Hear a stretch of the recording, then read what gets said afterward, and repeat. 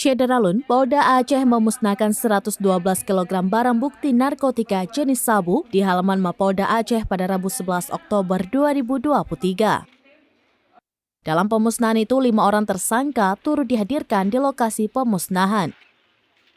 Proses pemusnahan itu sendiri dilakukan dengan cara mencampurkan asam sulfat ke dalam molen penggiling yang sudah disediakan. Setelah digiling, barang bukti yang sudah mencair itu ditanam ke dalam tanah atau dibuang ke dalam septic tank. Setidaknya sebanyak 112 kg sabu yang terbungkus dalam kertas teh yang terbagi dari 111 pengungkapan di Tres Narkoba Polda Aceh dan 10 kg hasil pengungkapan Satres Narkoba Polresta Banda Aceh dimusnahkan. Barang haram tersebut hasil pengungkapan kasus selama 4 bulan terakhir. Sebelum dimusnahkan, tim dari BPOM Aceh terlebih dahulu mengambil 5 sampel secara acak.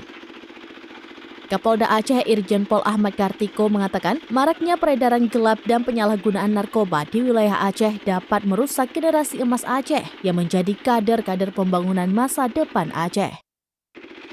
Hal itu, kata dia, dapat dilihat dari jumlah pengungkapan kasus oleh Ditres Narkoba dan Satres Narkoba jajaran Polda Aceh pada periode tahun 2023 yang sudah mengungkap 1.213 kasus TP narkoba dengan jumlah tersangka sebanyak 1.635 orang yang terdiri dari 1.601 laki-laki dan 34 perempuan.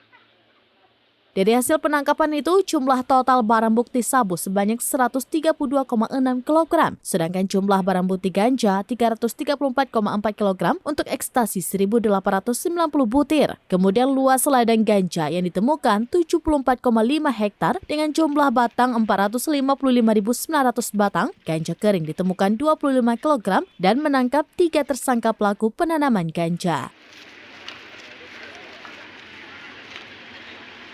Dari Banda Aceh, Indra Wijaya, Serambines.com.